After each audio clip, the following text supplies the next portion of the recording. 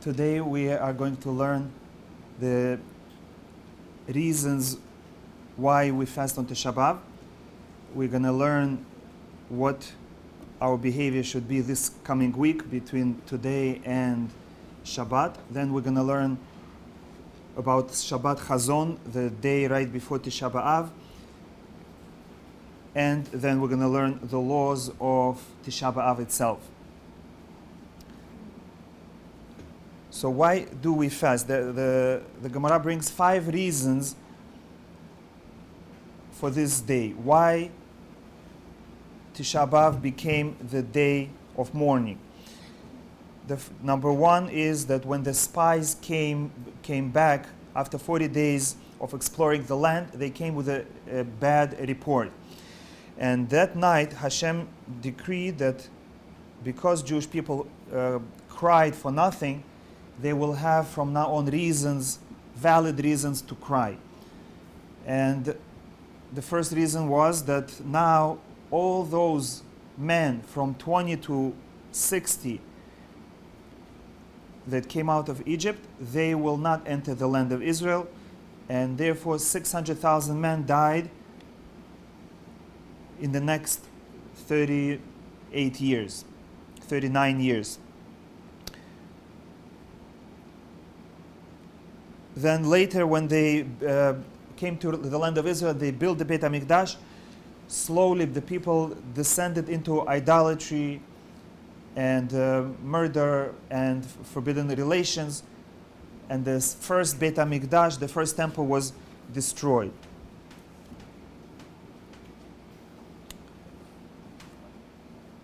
As well as 490 years later, the second Beit HaMikdash was destroyed also on Tisha B'Av. The fourth reason is that the city of Beitar, a few years after the destruction of the second temple, the city of Beitar was captured and millions of Jews were massacred. And the fifth reason, that sometime later Jerusalem was plowed. And it was a prophecy that if Jewish people don't repent, not only they're going to lose the temple, but they will be exiled. And not only they will be exiled, but their city, Yerushalayim, will be plowed to make it uninhabitable. No houses, no fields, plowed, and they spread salt over all the fields. These are the 5 reasons. The decree that all the men will die in the desert, the first Beit HaMikdash destroyed, second Beit HaMikdash destroyed, the city of Beitar captured and Jews massacred, and Jerusalem was plowed on Tisha B'Av as well. Now, we entered on Friday the part of the 3 weeks that's called 9 days. And with that began the period of greater mourning. And to show our mourning, we do certain things. Now, there are different customs depending on the community. Ashkenazim have much more elaborate customs. They don't do many more things. But for Sephardim, it's more lenient. And especially for this year. This class is only valid for this year because this year Tisha B'Av falls on Shabbat and it's pushed to Sunday. Because the only fast that nowadays we fast on Shabbat is Yom Kippur. All other fasts that fall on Shabbat, we push to Sunday. And because it's pushed to Sunday, technically it's already past the day. Shabbat is the day when we're supposed to mourn, but because it's Shabbat, we celebrate. And it's sort of a makeup that we do on Sunday. And since Sunday is already the 10th of Av, the mourning is already lighter. And therefore, the week that precedes Tisha B'Av does not have the same stringency as in other years when Tisha B'Av falls in the middle of the week. Then those few days that precede Tisha B'Av are more strict. But we still have restrictions of not eating meat, not drinking wine, and not listening to music. These are the most common restrictions that we have this week. and I'm going to speak more in detail about each one of them. Now, these 9 days are just as the 3 weeks, but more so, 9 days are times of danger. And therefore, it's not recommended to do any activity that involves danger. Examples are traveling alone, especially at night, or in uninhabited places, like if you want to take a hike, don't go alone.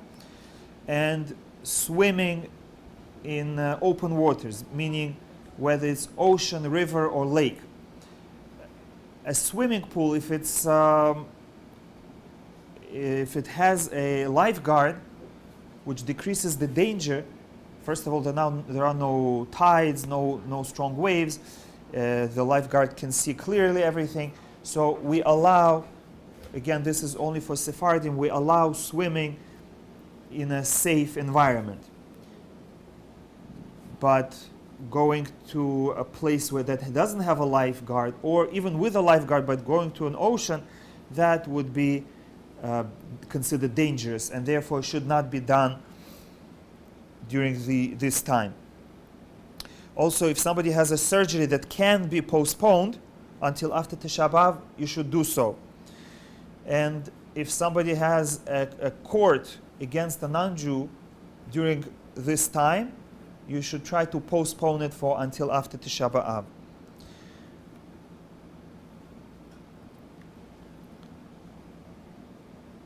And being that it is a time of mourning, we should not make unnecessary gatherings of people, celebrations. For example, if it's a Brit Milah, you cannot postpone it. If it's a Pidyon Ben, you cannot postpone it. So you're allowed to do it during this time. However, anything that can be postponed, like a birthday party, you have to push to, even if you're planning not to have music, still it's not good to have gatherings where people are going to be happy. However, if you move to a new place and already 30 days are passing and you would like to bring people together that they should learn the Zohar and a special learning for Hanukkah Habayit and to install mezuzot, you're allowed to do that.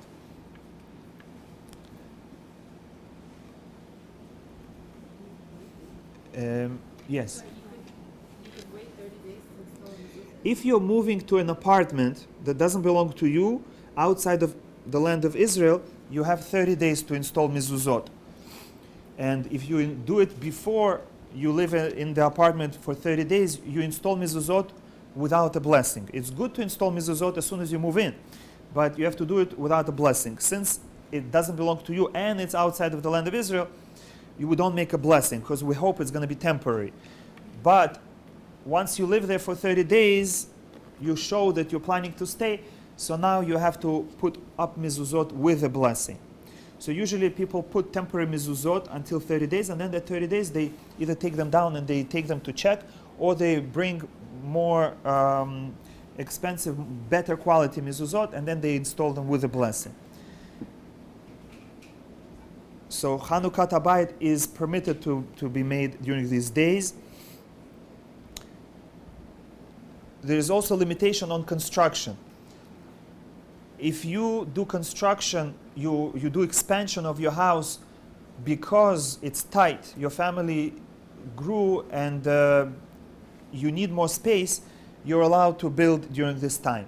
However, if you are doing this renovation just that it should look better, then you should postpone it for later. So if there is a need for construction, you're allowed to do construction. If there is no need for construction, you shouldn't do construction until after Tisha B'Av.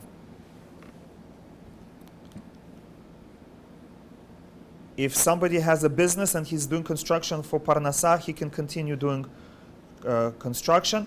If you're doing construction in order to prevent danger, if something is broken, if you don't fix it, it may fall on somebody, chas v'shalom, or somebody can scratch himself on something protruding from a wall, you are allowed to do this construction. Similarly, a synagogue is allowed to be built during this time.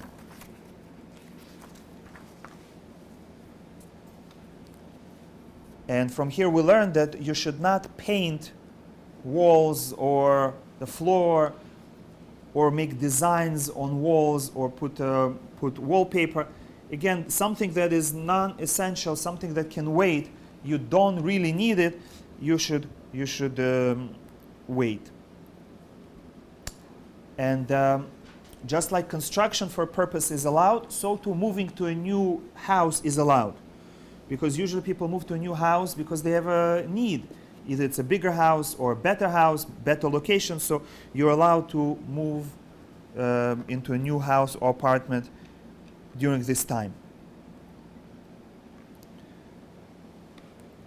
What about other business? You can continue going to your job, and if you have a business, you can continue running your business as usual. However, if you have opportunity to limit your business, you can afford it and rather spend the time reflecting on the loss of the Beit HaMikdash, you should do that. Because doing business and earning money makes someone happy, and if you limit it a little bit, if possible, that is better but not required. And once you're running your business, if you need to buy items for your business, whatever they may be, you're allowed to. Since you're allowed to do business, you can get new merchandise.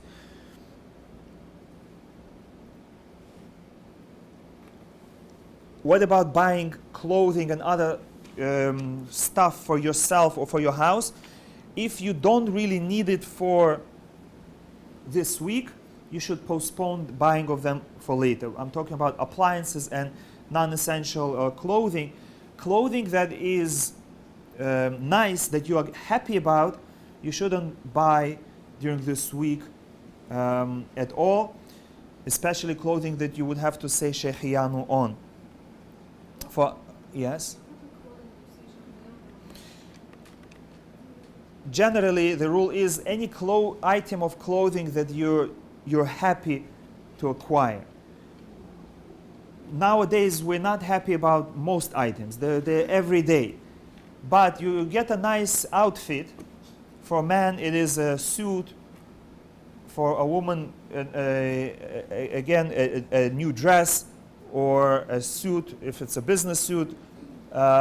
Something that is expensive, something that you don't get every day. We don't make shechianu on shoes, even if they're fancy.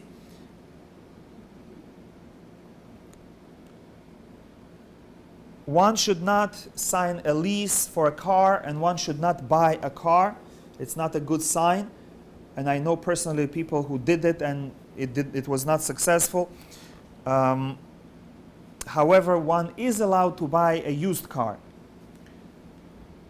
Again, we assume that a used car doesn't make a person as happy as buying a new car. But if you know that for you, this particular used car is the same as for someone else a new car, then you should postpone it until after Tisha B'Av. But again, things that you need, like plates, and if you need an appliance that broke, you're allowed to buy it during this time. So let's say if I'm working on getting for a couple of weeks, what will happen to the right during that 9 days? You shouldn't sign it? If possible, you shouldn't sign it. We say that anything that's going to cause you a loss, let's say later it's going to be more expensive, then you're allowed to. Same with clothing. You're not supposed to buy clothing, but if it's on sale and the sale is going to finish by the time Tisha B'Av is finished, then you're allowed to buy it, just not to wear it. But if possible, if you can postpone the lease, the buy, then you should do that. However, you are allowed to buy gifts for others. When you buy something for yourself, it gives you more happiness than buying for others, especially if you're going to give it to them after Tisha B'Av. So sometimes you have an event to go to, a wedding, a birthday party, and you happen to see an item that you can buy for a gift, you're allowed to buy it now. Preferably don't give it now, give it after Tisha B'Av. Yes? So what if someone is getting that lease as a gift for someone else? Yes, so again, things that are really big, like a new car, if you can postpone it, that's the best thing. At the end of the day, if you have to, you are allowed to.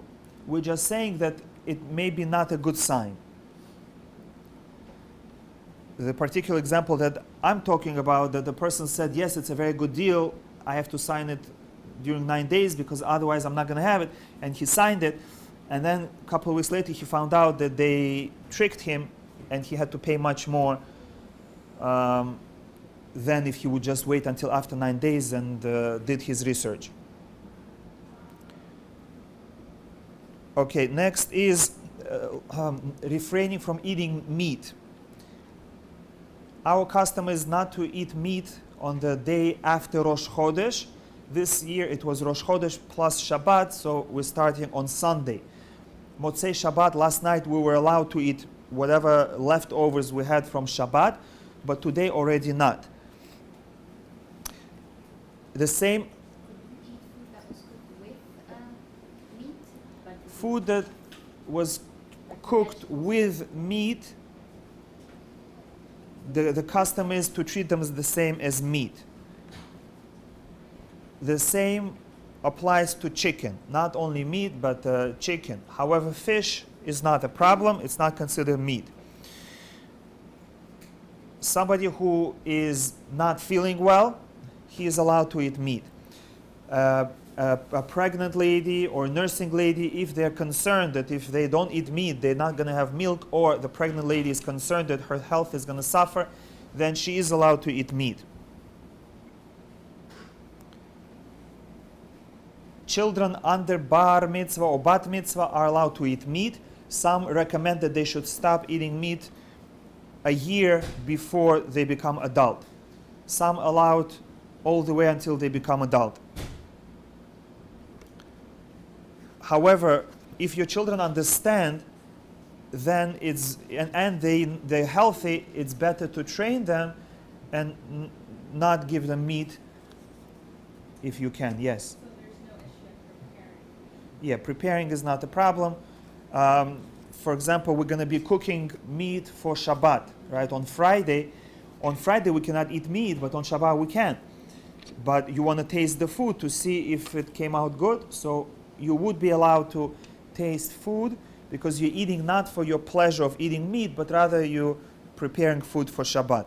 So too, if you're preparing for children, not only you're allowed to, but also you can taste if it's not too hot, not too salty. How old is the child? How old is the For children until bar mitzvah or bat mitzvah, preferably a year before you should already stop, and even better to train them throughout the week. Usually for children it's not a problem to be a week without meat unless they are not feeling well. Now there are opinions that allow eating leftovers from Shabbat, not only Motzei Shabbat, but throughout the week. Our custom is not like that, but if for some reason you have a small ailment, you're not feeling 100% and you feel you need meat, you can rely on that and eat leftovers from Shabbat the whole week. If you have a Seudat Mitzvah this week, like Brit Milah or Bar Mitzvah on the day of Bar Mitzvah itself, or Pidyon HaBen, then you're allowed to serve a meat meal. And if you're making a Siyum Masechet, finishing a tractate of Talmud, you can also serve meat meal. There are some who say that only people who would come to it usually are allowed to come and eat meat. People shouldn't come just because you're serving meat if they wouldn't come otherwise.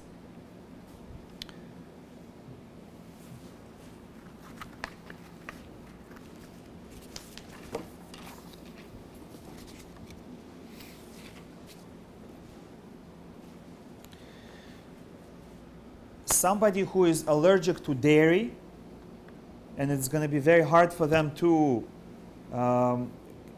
eat during these few days, they cannot eat meat and they cannot eat dairy. Yes, if they can survive on vegetables, fish, and other things, better to do that. If they feel that they have nothing to eat, it's okay for them to eat chicken. Better not to eat meat, but chicken is the next best choice. If somebody forgot and they made a blessing on meat, they can taste a little bit that it shouldn't be a blessing in vain.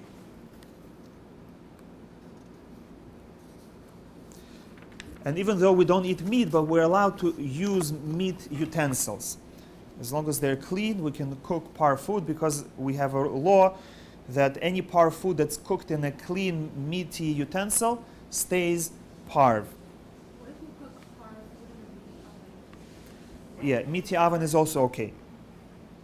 Our custom is not to drink wine, and once we don't drink wine, we cannot drink any grape product, grape juice, grape jelly, or any other thing that has grape or is made from grape or has grape flavor.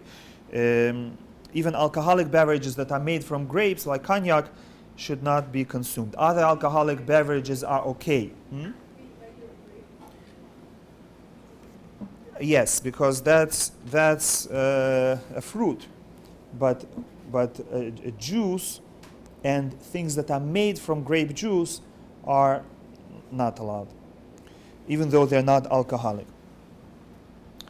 However, for anything that's related to mitzvah, we're allowed to drink grape juice. For example, last night we made havdalah, we used grape juice.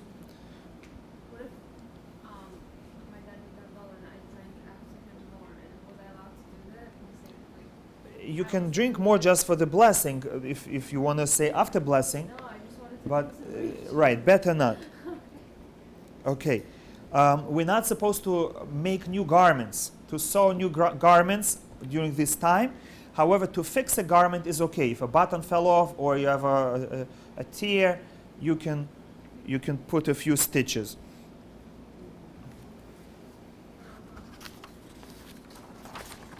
Okay. Now we're going to go to the laws of the Shabbat. This coming Shabbat, Shabbat Chazon. We can eat meat and drink wine. We put on Shabbat clothing. This year, since Tisha B'Av is pushed off, we don't have restrictions for laundry and taking a shower, and therefore every day we can take a shower.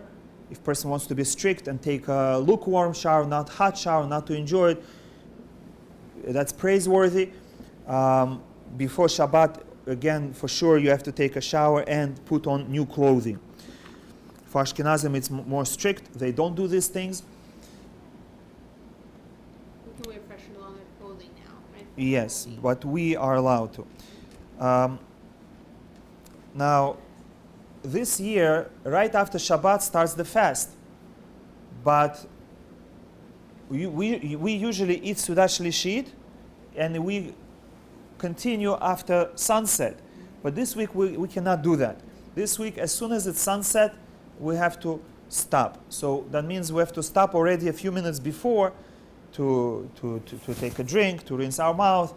And by the time is Shkia, we are not allowed not to drink, not to eat. So what time is Shkia? It's around 8 o'clock, 8:02, something like that. So that means if usually you start Sudat Shlishit 5-10 minutes before Shkia, now you have to start an hour before Shkia. And so what would happen to if you will speak about Havdalah? Because I'm confused as to... Yes, so how do you do Havdalah on Shabbat right before Tisha B'Av? As soon as Shabbat is over, Tisha B'Av, you cannot make a blessing on Havdalah because you cannot drink the wine. You cannot make the blessing on spices because we don't smell spices on Tisha B'Av. This is the difference between Tisha B'Av and Yom Kippur. Usually the laws of Tisha B'Av and Yom Kippur are the same. But in this respect, Tisha B'Av is even more strict than Yom Kippur. On Yom Kippur, you're allowed to make a blessing on pleasant spices. and smell them, whether it's flowers or spices. On Tisha B'Av, we're not allowed to smell for pleasure, just like we're not allowed to eat. And therefore, you cannot make the blessing on wine, and you cannot make a blessing on spices. So what do? Instead of making a whole Havdalah, we just say the blessing on the candle to allow us to do work. And because we cannot postpone the blessing on the blessing on the candle can only be done on Motzei Shabbat. However, the blessing on the wine and the Havdalah we can do until Tuesday. And therefore, we skip the blessing of spices completely. The blessing on fire we make, whether at home or in a synagogue, just on fire. And the actual Havdalah with a cup of grape juice we do after Tisha B'Av. Which means after Tisha B'Av you cannot start eating until you make Havdalah. So what do you say on Friday? No, Friday is a regular Kiddush. Motzei Shabbat, after Shabbat is finished, you kept however much you keep, then you light a candle and you say Borei Meoreh Ha'esh. No, just Borei Meoreh Ha'esh. Yes. One person for everybody. Either in the family or in the synagogue, one person says for everybody. Do you say Baruch HaMavdil Ben Kodesh? Yes, of course. If you pray Arvit before, you already said it. If you didn't pray, because sometimes we pray Arvit, we drive to the synagogue after we take off our shoes, and so you have to say Baruch HaMavdil Ben Kodesh Lechol before you light the candle, before you go to the synagogue. However, a person who is not feeling well, and we're going to learn which people don't have to fast this Sunday, they are allowed to eat. And therefore, they have to say a regular Havdalah, Motzei Shabbat, except for the spices. So, if you have in your family somebody who is not going to fast, we're going to learn which people are they, then they can make Havdalah for everybody. And that way, after Tisha B'Av, you can just start eating without Havdalah. So, they would make a Hamavdil Ben Kodesh Lechol, they would say Borei Meoreh Ha'esh, Borei Pri HaGefen, and the whole Havdalah, skipping the blessing for Besamim, and they would keep everybody in mind. Now, since Tisha B'Av starts at sunset, but Shabbat still continues until however long you wait, you can still stay with your Shabbat clothing and you can still stay with wearing shoes. You cannot eat and drink, but you still wear shoes. But about 20-25 minutes after sunset, you can already start preparing for Tisha B'Av. You cannot light candle yet, but you can already take off your shoes and put non-leather shoes. About 20-25 minutes after sunset, Motzei Shabbat, you can take off your leather shoes and put non-leather shoes. Then when the time for Arvit, for the evening prayer comes, and usually we make it later than usual, you say Mavdil Ben Kodesh Lechol, and you can go to your car and go to the synagogue. And even though Tisha B'Av we don't sit on a high chair, but since it's still Shabbat, until you go to the synagogue, you can still sit on a high chair, because we cannot show any disrespect towards Shabbat while it's still Shabbat. That's why for the first 20-25 minutes after Shkia, we still have to wear shoes, and that's why we still continue sitting on the chair. Sorry, if a person, for whatever time a person keeps Shabbat till usually, whether it's the regular or Rabbeinu Tam, Yes. then they are keeping Shabbat as to fully sitting on Fully, the chair, normal, except for the shoes.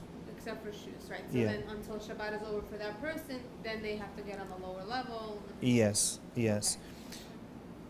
And now let's go through the laws of Tisha B'Av. On Tisha B'Av, we don't do a few things. Number one, we don't eat, we don't drink. We don't wear leather shoes, but everything else leather is permitted. We're not allowed to apply cream or oil to skin. What if it's medical? If medical is okay. Only things for pleasure are not allowed. And deodorant is permitted. Also, we're not allowed to take a bath or shower, and even washing we can only do until the knuckles, whether in the morning or when you come out from the bathroom, only until here. If your hands became dirty, let's say you had to change baby's diaper or you had to deal with garbage, so then you're allowed to wash your hands regularly with soap. We don't wash our teeth, we don't brush our teeth. However, rinsing your mouth with a mouthwash is permitted. The concern is that if you brush your teeth and then you rinse your mouth with water, that you might swallow water. However, with mouthwash, you're not going to swallow the mouthwash. And even if you do by mistake, that's not water and that's not called drinking. So if you want to remove the odor from your mouth, you're allowed to use mouthwash. What? I thought it was not allowed because you could drink it. Drinking mouthwash is not considered drinking, and therefore there is no concern that you might swallow it. First of all, you don't want to swallow it, and second, even if you do, it doesn't count. So you can take a toothbrush and rinse your mouth with mouthwash? That's an option. You can put a mouthwash in your mouth or on a toothbrush, and then you can brush your teeth and rinse your mouth with mouthwash. Yes. Now, next, we cannot wash our face, but if your eyes, when you wake up, have dry things on them, then you're allowed to put water and wash them.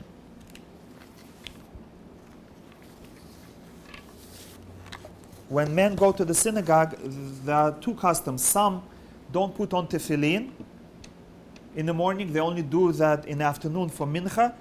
But our custom is to put on tefillin as usual for shacharit. And all these prohibitions are lifted when the fast is over, and that is about 25 minutes after Shkia. This year it's about 8:25 p.m. on Sunday evening. Whether for men, women, we'd make Havdalah first, and then we can eat, drink.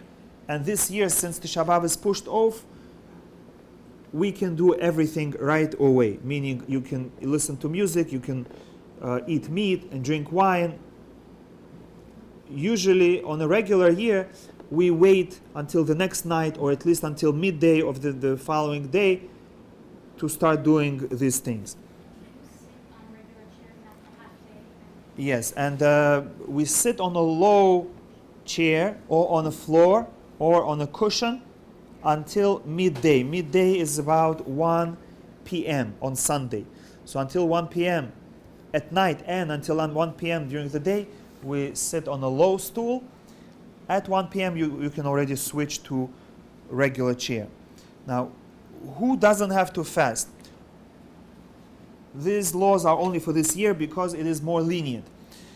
Women that gave birth in the last 2 years, for a regular year it's the last 30 days, but now you can be lenient and not fast if you gave birth in the last 2 years. Nursing mothers, pregnant women, or people who are sick don't have to fast. Children under bar or bat mitzvah don't have to fast.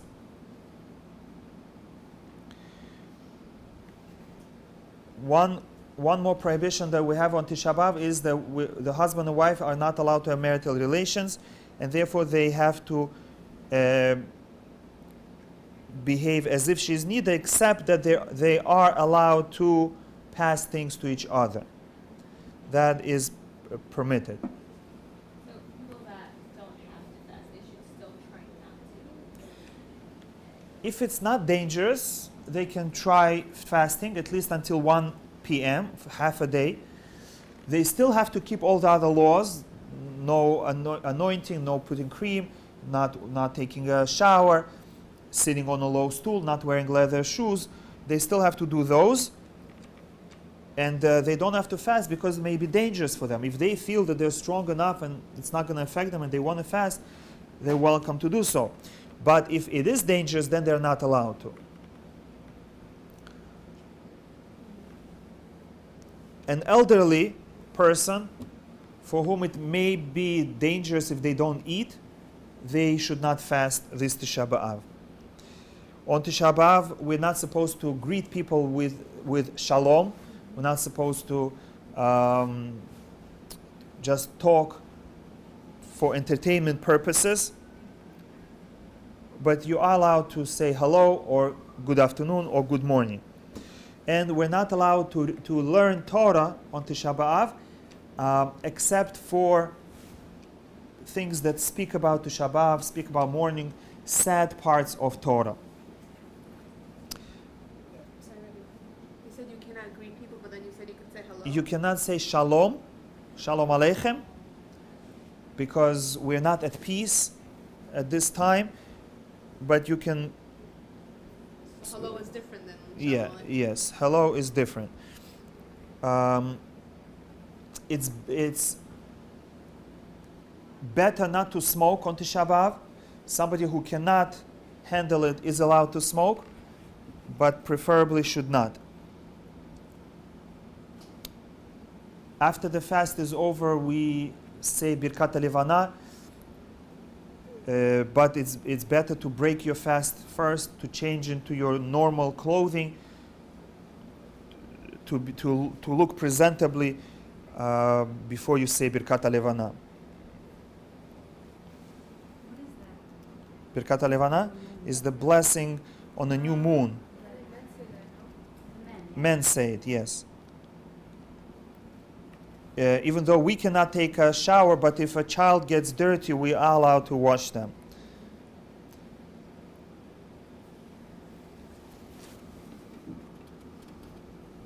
Tehillim?